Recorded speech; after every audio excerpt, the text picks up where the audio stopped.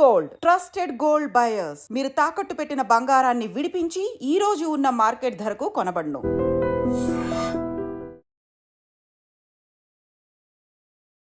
I dream ప్రేక్షకులకు నమస్కారం. Friends, ఈరోజు మనం ఏం చూద్దామంటే ఒక కామన్ మ్యాన్, మధ్యతరగతి వ్యక్తులు ఆర్థిక పరంగా ధనవంతులు అవ్వాలంటే అసలు ఏ విధంగా పాసిబిలిటీస్ ఉంటాయి, అవకాశాలు ఉంటాయా ఉండవా అని చూద్దాం. ఇప్పుడు చూడండి, ఒక డాక్టర్ ఉన్నారు, గొప్ప చదువు చదివారు, ఎంఎస్ అంటే మాస్టర్ ఆఫ్ సర్జన్. అయితే అతని రంగంలో, ఆ వృత్తిలో అతన్ని బీట్ చేయాలంటే అదే డాక్టర్ రంగంలో నార్మల్గా చదివిన వాళ్ళు, ట్రైనింగ్ లేని వాళ్ళు బీట్ చేయలేరు. లేదంటే ఒక గొప్ప ఇంజనీర్ ఉన్నారు, బాగా ఆర్కిటెక్ట్ అంటే బాగా ప్లానింగ్స్ ఇవ్వగలడు, ప్రాజెక్టులకు కానీ బిల్డింగ్స్ కానీ, లేదంటే సివిల్ ఇంజనీర్. అతన్ని బీట్ చేయాలన్నా కానీ మనం అతన్ని జయించాలంటే మనం అతని వృత్తిలో జయించలేము. సైంటిస్టులు ఉన్నారు దేశానికి, రక్షణ రంగంలో కానీ, న్యూక్లియర్ సైంటిస్టులు కానీ, వాళ్ళని మనం జయించాలంటే కూడా జయించలేము. కానీ ఇక్కడ నేను మన ఎపిసోడ్ ద్వారా ఏం చెప్తున్నానంటే, మీకు కామన్ మ్యాన్ అంటే మీరు పెద్దగా చదువుకోలేదు, డిగ్రీ కూడా లేదు, పీజీ లేదు, లేదంటే మామూలుగా పెద్ద చదువు లేదు, మీకు బ్యాక్గ్రౌండ్ లేదు, సపోజ్ తల్లిదండ్రులు పెద్దగా ధనవంతులు కాదు, భూములు లేవు, అయినా కానీ మనము ఫైనాన్స్ రంగంలో, ఆర్థిక రంగంలో గొప్ప చదువులు చదివిన వాళ్ళకంటే కూడా ఆర్థిక రంగంలో మనం విజయం సాధించవచ్చు. ఈ ఫైనాన్స్ రంగంలో ఉన్న గొప్పదనం అది. ఎలా? ఇప్పుడు చూడండి, ఎంతోమంది డాక్టర్లు కావచ్చు, ఇంజనీర్స్ కావచ్చు, సైంటిస్టులు కావచ్చు, పెద్ద చదువులు చదివిన వాళ్ళు కూడా ఎంతోమంది ఆర్థిక రంగంలో సరిగ్గా ఇన్వెస్ట్మెంట్ చేసుకోలేక అప్పుల్లో ఉంటున్నారు. కానీ మీరు చూడండి, చిరు వ్యాపారులు అంటే చిన్న కూరగాయలు అమ్ముకునే వాళ్ళు కానీ, ఫుట్పాత్ వ్యాపారస్తులు కానీ, చిరు వ్యాపారులు వాళ్ళు జాగ్రత్తగా వచ్చిన సొమ్ముని దాచుకొని అప్పులు లేకుండా కొంతమంది జీవితం గడుపుతున్నారు. అంటే ఫైనాన్స్ రంగంలో చదువుతో సంబంధం లేకుండా, వాళ్ళ వృత్తితో సంబంధం లేకుండా కూడా ఫైనాన్స్ రంగంలో అభివృద్ధి చెందవచ్చు. అందుకని ఫైనాన్స్ రంగంలో ఒక వ్యక్తి అభివృద్ధి చెందాలంటే పెద్ద రాకెట్ సైన్స్ అవసరం లేదు, తెలివిగా ఇన్వెస్ట్ చేసుకుంటే చాలు.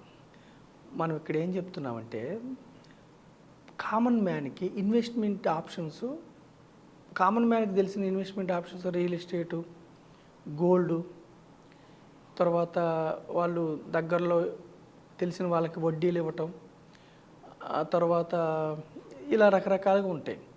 మనం వాళ్ళకి ఇన్వెస్ట్మెంట్ ఆప్షన్స్ ఏం చెప్తున్నామంటే, మీకు చదువు ఉన్నా లేకపోయినా, బ్యాక్గ్రౌండ్ ఉన్నా లేకపోయినా, ఏ ప్రాంతం వారైనా, పల్లెటూరు ప్రాంతం వారైనా కానీ, మీరు సైంటిస్టులని, ఇంజనీర్స్ని, తర్వాత డాక్టర్స్ని, వీళ్ళని జయించాలంటే మీరు ఇన్వెస్ట్మెంట్ చేయమని చెప్తున్నాం. ఇన్వెస్ట్మెంట్ ఎక్కడ చేయమని చెప్తున్నామంటే, financial markets, capital markets, stock markets. అంటే ఫైనాన్షియల్ మార్కెట్స్ అంటే మీరు ఎక్కడ వ్యక్తి అయినా సరే, మీరు చిన్న మొత్తంలో కూడా ఒక పెద్ద కంపెనీస్లో మీరు ఓనర్స్ అవ్వచ్చు.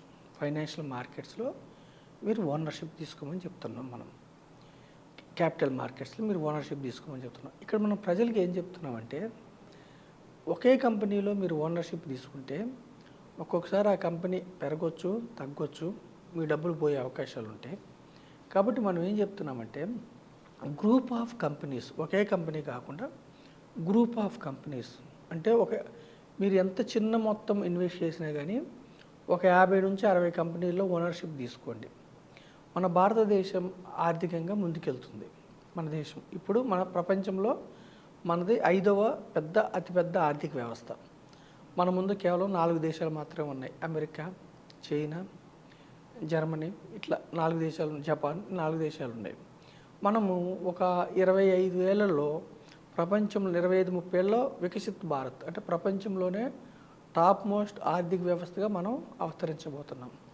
అంటే మన దేశానికి ఉన్న అనుకూలతలు ఏమిటంటే, యావరేజ్ ఏజ్, యూత్ ఎక్కువ మన దేశంలో. 140 కోట్ల మంది ప్రజల్లో యావరేజ్ ఏజ్ 29 ఏళ్ళ సరాసరి వయసు ఉన్న వ్యక్తులు చాలామంది. యూత్ ఎక్కువ ఉండటం వల్ల ఏమవుతుందంటే, వాళ్ళ వాళ్ళ ఉద్యోగాలు రాగానే కన్జ్యూమ్ ఎక్కువ చేసుకుంటారు. కాబట్టి మన దేశ ఆర్థికంగా ముందుకెళ్తుంది, ఇన్ఫ్లేషన్ అదుపులో ఉంటుంది, అన్ని విధాలా మన దేశానికి అనుకూలతలు ఉన్నాయి. సో ఎవరైతే ఈ సమయంలో వ్యక్తులు కానీ మీలాంటి వాళ్ళు ఎవరైతే యూత్ ఈ సమయంలో ఇన్వెస్ట్మెంట్ అంటే గ్రూప్ ఆఫ్ కంపెనీస్లో ఓనర్షిప్ తీసుకుంటారో నెక్స్ట్ 15-20 ఇయర్స్లో మిక్కిలి ధనవంతులుగా మారడానికి అవకాశం ఉంది. అయితే ఒకే కంపెనీలో మీరు ఓనర్షిప్ తీసుకుంటే చాలా హై రిస్క్ ఉంటుంది, మీ డబ్బులు పోయే అవకాశం ఉంది. గ్రూప్ ఆఫ్ కంపెనీస్లో తీసుకుంటే మీకు రిస్క్ తగ్గుతుంది. ఎలా తీసుకోవాలి గ్రూప్ ఆఫ్ కంపెనీలో ఓనర్షిప్ అన్నది నేను చెప్తాను మీకు ఫోన్ చేస్తే. ఇండెక్స్ ఫండ్స్ ఉంటాయి, ఈటీఎఫ్ ఫండ్స్ ఉంటాయి, డైవర్సిఫైడ్ ఈక్విటీ ఫండ్స్ ఉంటాయి. ఓకేనా? అయితే ఇక్కడ మనం ఏంటంటే ఎప్పుడైనా కానీ ఒక వ్యక్తికి అప్పులైనవి అంటే అతని యొక్క సైకాలజీని బట్టి, అతని యొక్క మనస్తత్వాన్ని బట్టి ఉంటుంది. అందుకనే పెద్ద పెద్దగా ఇన్కమ్ నెలకి 1,50,000 2 లక్షలు వచ్చిన వాళ్ళకి కూడా అప్పులు ఉంటున్నాయి. ఎందుకంటే వారు సరిగ్గా ఇన్వెస్ట్ చేసుకోవడం వల్ల. మీకు ఎంత తక్కువ వచ్చినా పర్వాలేదు, నెలకు 30,000 వచ్చినా పర్వాలేదు, 50,000 వచ్చినా పర్వాలేదు, మీరు ఒక డిసిప్లిన్లో క్రమశిక్షణలో మీరు ఇన్వెస్ట్మెంట్ చేసుకుంటే అంటే ఒక 20% 30% ఇన్వెస్ట్మెంట్ అనేది ఎప్పుడు కూడా ఒక ప్రాసెస్, అంటే కంటిన్యూస్గా ఉండాలి. అది ఈవెంట్ కాదు, అంటే ఒకసారి పెట్టి వదిలేసేది కాకుండా ప్రాసెస్. ఎప్పుడు ఇన్వెస్ట్మెంట్ ఎప్పుడు కూడా దీర్ఘకాలం, షార్ట్ పీరియడ్లో మీకు డబ్బు రాదు. ఎప్పుడైనా స్టాక్ మార్కెట్లో, క్యాపిటల్ మార్కెట్, ఫినాన్షియల్ మార్కెట్స్లో ట్రేడింగ్ అనేది అవాయిడ్ చేయండి. ట్రేడింగ్ అనేది ఏంటంటే దానికి ఒక హేతుబద్ధత ఉండదు. ట్రేడింగ్లో డబ్బులు మొత్తం పోవచ్చు, ఒక షార్ట్ పీరియడ్లో రావచ్చు, వచ్చినా అది నిలబడవు. ట్రేడింగ్లో మీకు డబ్బులు పోయే అవకాశం ఉన్నాయి. కాబట్టి ట్రేడింగ్ని అవాయిడ్ చేయండి, ఇంట్రాడే కానీ ఫ్యూచర్ అండ్ ఆప్షన్స్ కానీ. అలాగే కేవలం బ్యాంక్ సేవింగ్స్ మాత్రమే పెట్టుకుంటే మీకు ద్రవ్యోల్బణం అంటే ధరల పెరుగుదలను మీరు అందుకోలేరు. కాబట్టి సేవింగ్స్ని అవాయిడ్ చేయండి, ట్రేడింగ్ని అవాయిడ్ చేయండి. మనం ఏం చేయమంటున్నాం అంటే ఇన్వెస్ట్ చేయమంటున్నాం. ఇన్వెస్ట్మెంట్ ఎక్కడ చేయమంటున్నాం అంటే ఒక కంపెనీ 2 కంపెనీలు కాకుండా ఒక 50 కంపెనీల్లో ఇన్వెస్ట్ చేయండి. 50 కంపెనీలు కూడా ఎలాంటి కంపెనీలు ఉండాలి? టాప్ మోస్ట్ బ్యాంక్స్లో మీరు ఇన్వెస్ట్ చేయాలి. ఇప్పుడు భారతదేశంలో టాప్ మోస్ట్ బ్యాంక్స్లో ఒక 10 ఉన్నాయండి. ఆ 10 బ్యాంకులు మన భారతదేశంలో లేకపోతే మన యొక్క బ్యాంకింగ్ వ్యవస్థ కుప్పకూలుతుంది, అందరూ అతలాకుతలు. అలాంటి టాప్ మోస్ట్ బ్యాంక్స్లో మీరు ఇన్వెస్ట్ చేయండి. టాప్ మోస్ట్ మ్యానుఫ్యాక్చరింగ్ కంపెనీస్లో మీరు ఇన్వెస్ట్ చేయండి.